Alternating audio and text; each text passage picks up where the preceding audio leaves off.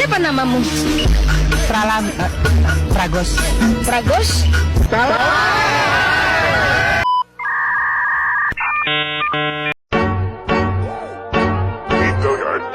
I got so much motherfucking design on right now. Bring it down, bring it down, bring it down, bring it down, hold fast, hold down, bitches on the line, and you know. Bismillahirrahmanirrahim. Assalamualaikum warahmatullahi wabarakatuh. Halo sahabat Lestari, perkenalkan nama saya Arini Sari Febriani, bukan Pragos ya, dengan NIM 2210404. Pada video kali ini saya akan menjelaskan tentang bagaimana proses osmoregulasi pada hewan. Baik teman-teman, jadi osmoregulasi itu merupakan upaya atau kemampuan untuk mengontrol keseimbangan air dan ion antara di dalam tubuh dan di luar lingkungannya. Itu melalui mekanisme pengaturan dan tekanan osmosis. Apa sih pentingnya proses osmoregulasi? Jadi, proses osmoregulasi itu penting karena adanya perbedaan konsentrasi cairan tubuh dengan lingkungan sekitarnya. Jika sebuah sel atau organisme itu menerima air terlalu banyak, itu akan meletus. Kemudian sebaliknya, apabila sel atau organisme itu airnya itu sedikit, maka akan menyusut bahkan mati. Adapun beberapa aspek penting dalam osmoregulasi hewan. Yang pertama, mengatur volume tekanan darah, meliputi ginjal dan hormon. Ginjal itu merupakan organ utama dalam mengatur volume darah dengan cara menyaring darah, mengeluarkan kembali zat yang masih dibutuhkan, kemudian mengeluarkan zat sisa metabolisme. Sedangkan hormon itu seperti hormon ADH itu berperan penting mengatur reabsorpsi air di ginjal sehingga mempengaruhi volume dan tekanan darah. Kemudian yang kedua ada keseimbangan elektrolit, itu meliputi elektrolit dan ginjal juga. Elektrolit itu berupa ion-ion seperti natrium, kalium klorida, itu sangat penting untuk fungsi sel atau kontraksi otot. Kemudian yang kedua itu ginjal. Ginjal itu selain mengatur volume tekanan darah, itu juga ada loh di keseimbangan elektrolit.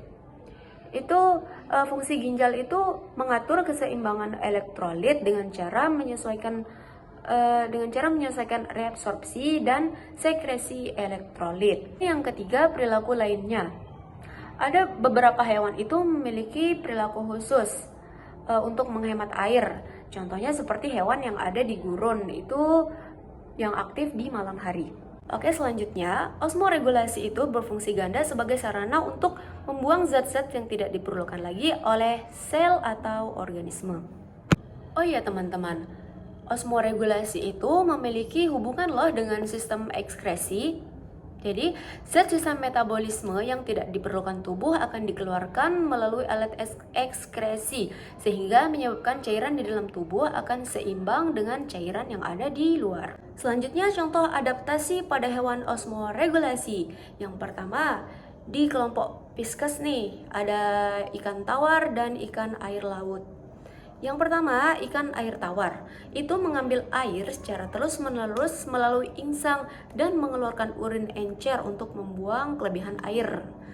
Kemudian ikan air laut nih, itu kehilangan air melalui osmosis sehingga mereka itu minum air laut dan mengeluarkan sedikit urin yang sangat pekat. Oh, jadi kalau air ikan tawar itu mengeluarkan urin lebih banyak, sedangkan ikan air laut itu mengeluarkan urin itu lebih sedikit.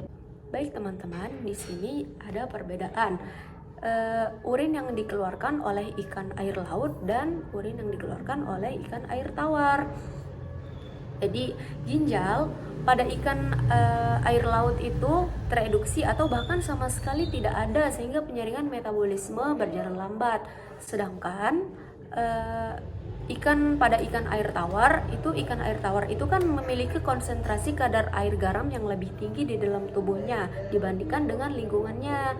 Akibatnya kondisi tersebut, air dari lingkungan itu masuk ke dalam tubuh ikan dari air tawar ini. Itulah sebabnya. Jadi ikan air tawar itu kemudian mengeluarkan cairan yang lebih banyak. Kemudian reptil di gurun nih, itu memiliki kulit yang tebal dan bersisik untuk mengurangi kehilangan air melalui penguapan. Mereka juga mendapatkan air itu dari makanan. Oke, selanjutnya ada beberapa faktor yang menyebabkan gangguan osmoregulasi pada hewan. Yang pertama itu ada perubahan lingkungan, kemudian ada penyakit, yang ketiga ada toksin, kemudian malnutrisi, dan yang terakhir ada stres. Perubahan lingkungan seperti perubahan salinitas air, suhu, atau ketersediaan air tawar dapat mengganggu kemampuan hewan dalam mengatur keseimbangan cairan mereka. Kemudian yang kedua itu penyakit. Penyakit yang menyerang organ osmoregulasi seperti ginjal atau insang itu dapat mengganggu fungsinya. Yang ketiga ada toksin. Toksin itu paparan terhadap bahan kimia berbahaya atau polutan dapat merusak sistem osmoregulasi. Kemudian ada malnutrisi. Kekurangan nutrisi penting dapat mengganggu fungsi organ atau organ osmoregulasi. Kemudian yang terakhir ada stres. Stres kronis dapat melemahkan imun atau kekebalan tubuh dan mengganggu sistem organ, terutama osmoregulasi. Demikian penjelasan singkat yang dapat saya sampaikan. Saya ucapkan banyak-banyak minta maaf kepada Pak dosen pengampu, Pak Budi, beserta teman-teman yang menonton video ini. Billahi taufiq wal hidayah. Wassalamualaikum warahmatullahi wabarakatuh.